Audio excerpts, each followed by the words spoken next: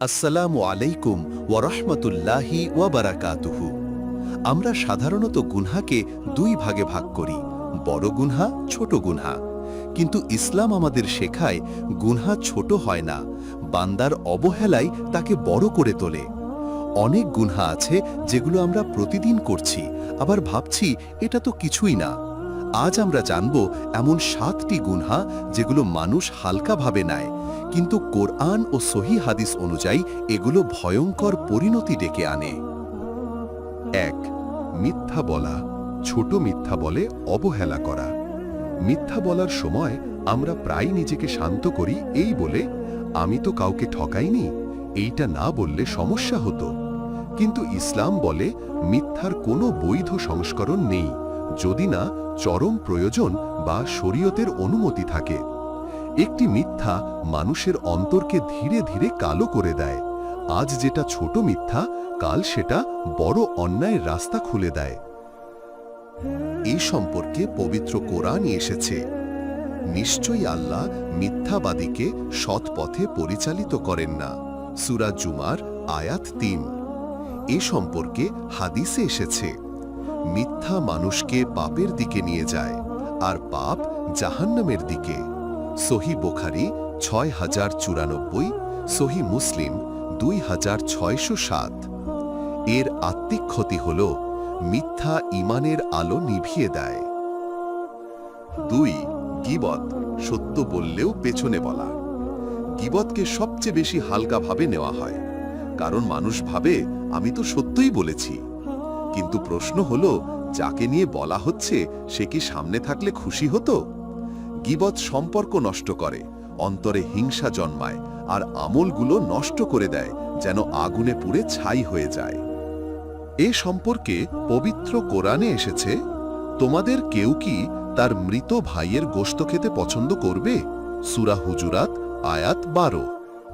এ সম্পর্কে হাদিসে এসেছে, গীবত হলো তুমি তোমার ভাই সম্পর্কে এমন কিছু বলা যা সে অপছন্দ করে। সহিহ মুসলিম ২৫৮৯। এর আখিরাতের ক্ষতি হল কিয়ামতের দিন নিজের নেকি অন্যকে দিয়ে দিতে হবে। ৩. নামাজে অলসতা ও সময় নষ্ট করা। অনেকে নামাজ পুরোপুরি ছেড়ে দেয় না, কিন্তু গুরুত্বও দেয় না। সময় আছে, পরে পড়ে নিব, এই মানসিকতায় ধ্বংসের শুরু। নামাজ শুধু একটি ইবাদত নয়, এটা ঈমানের পরিচয়।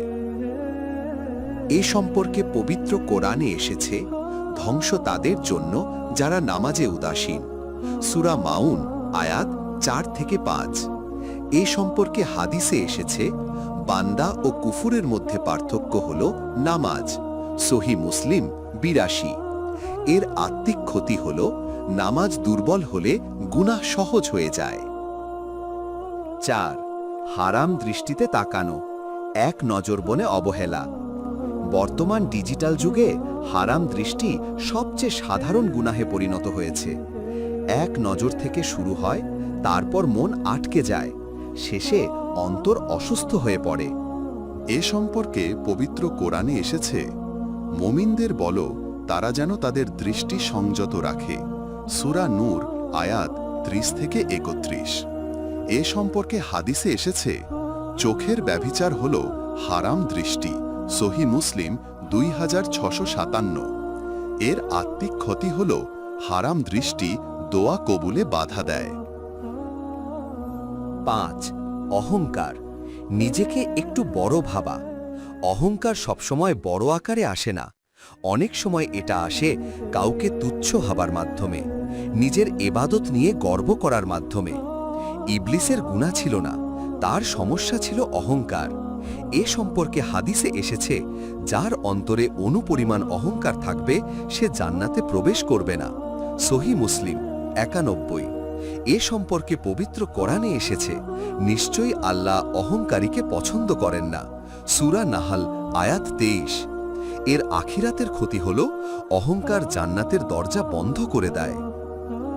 ৬. অন্যায় হাসি ঠাট্টা ও উপহাস। আজকাল উপহাসকে বলা হয় ফান, কন্টেন্ট, জোকস। কিন্তু কাউকে ছোট করা, তার দুঃখ নিয়ে হাসা ইসলামে গুরুতর গুনাহ। এ সম্পর্কে পবিত্র কোরআনে এসেছে, এক সম্প্রদায় যেন অন্য সম্প্রদায়কে উপহাস না করে। সূরা হুজরাত আয়াত 11। এ সম্পর্কে হাদিসে এসেছে, একটি কথা মানুষ না ভেবে বলে আর তা তাকে জাহান্নামে নিক্ষেপ করে। সহিহ বুখারী 6478। এর শিক্ষা হল মুখের নিয়ন্ত্রণ ঈমানের অংশ। 7. তাওবা বিলম্ব করা সবচেয়ে ভয়ঙ্কর অবহেলা, সবচেয়ে বড় ভুল। এখন না, পরে। কিন্তু কেউ জানে না সে পরে সময় পাবে কিনা। তাওবা দেরি মানে মৃত্যুর ঝুঁকি নিয়ে গুনাহ করা। এ সম্পর্কে পবিত্র কুরআন এসেছে, হে মুমিনগণ, আল্লাহর কাছে খাঁটি তাওবা করো। সূরা তাহরিম আয়াত 8।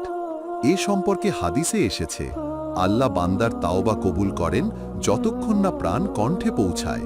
তিরমিজি 3537, হাসান সহিহ। এর আখিরাতের ক্ষতি হল শেষ মুহূর্তে আফসোস কাজে আসবে না। আজ যদি আমরা এই গুনাহগুলোকে ছোট ভাবি, কাল এগুলোই আমাদের আখিরাত ধ্বংস করবে। আল্লাহ আমাদের ক্ষমা করুন, আমাদের তওবার তৌফিক দিন, ছোট গুনাহ থেকেও বাঁচার শক্তি দিন। আমিন।